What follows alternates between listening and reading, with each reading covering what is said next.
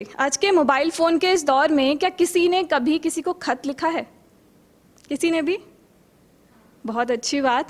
मैंने भी लिखा है एक कविता के रूप में, और ये जो खत है ये मेरे अपनों के लिए है, और मैं ये चाहती हूँ वो ये तब पढ़े जब मैं इस दुनिया से चली जाऊँ। तो इस कविता का शीर्षक है आखिरी खत।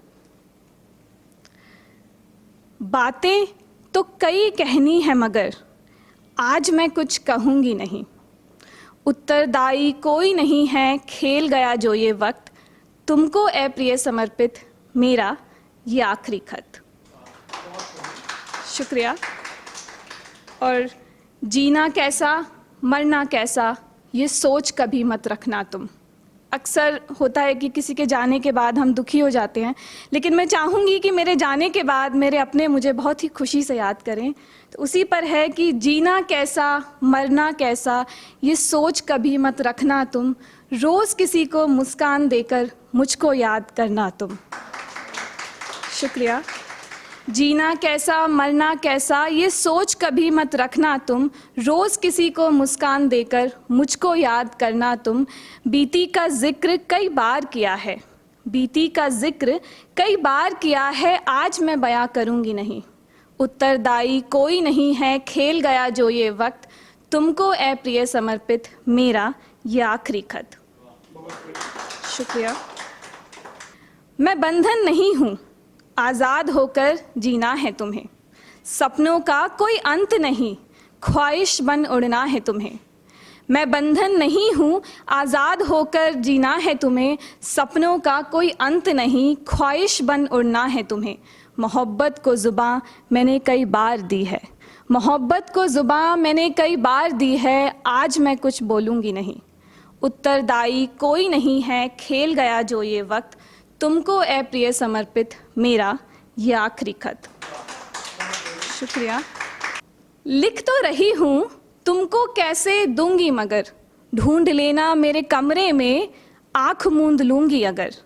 लिख तो रही हूँ तुमको कैसे दूंगी मगर, ढूंढ लेना मेरे कमरे में आँख मूंद लूँगी अगर। यूँ तो खत तुम्हें कई बार दिया है, यूँ तो खत तुम्हें कई बार दिया है, आज हवाले करूँगी नहीं। उत्तरदायी कोई नहीं है, खेल गया जो ये वक्त, तुमको ए प्रिय समर्पित मेरा ये आखिरी खत। शुक्रिया। तो प्यार पे भी कुछ कुछ लिखा है। तो जब ऐसा होता है ना, हमें पहली दफ़ा प्यार होता है, मोहब्बत होती है, तो हम ये सोचते हैं कि ऐसा कैसे हो गया, मेरे साथ कैसे हो गया। तो उसी पर कुछ पंक्तियाँ लिखी हैं कि हैरान होगी वो कुदरत भी वैसे, हैरान होगी वो कुदरत भी वैसे, एक अजनबी को अपना बनाया कैसे। शुक्रिया।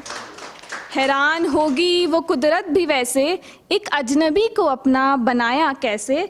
बातों की बातें तो कुछ और हैं, बातों की बातें तो कुछ और हैं, धीरे धीरे प्यार बढ़ाया कैसे।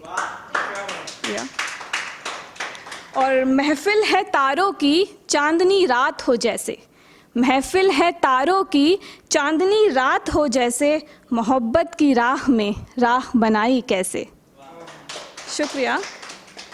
और इसके बाद एक और ख्याल आता है कि जिस इंसान से प्यार हुआ है उसमें ऐसा क्या है, वो भी तो सभी की तरह ही दिखता है, फिर उसमें ऐसा क्या है जो इसी से मोहब्बत हो गई। तो उसी ख्याल पे लिखा है कि तुम कौन हो, तुम क्या हो, तुम कौन हो, तुम क्या हो, तुम इश्क हो, तुमसे ही सीखा है मैंने इश्क का सलीका क्या है। तुम धड़कन हो, इस दिल को धड़कने की वजह देते हो। तुम सुकून भी हो, तुम्हारी एक झलक मेरी ज़िंदगी में हो रही उथल पुथल को रोक देती है।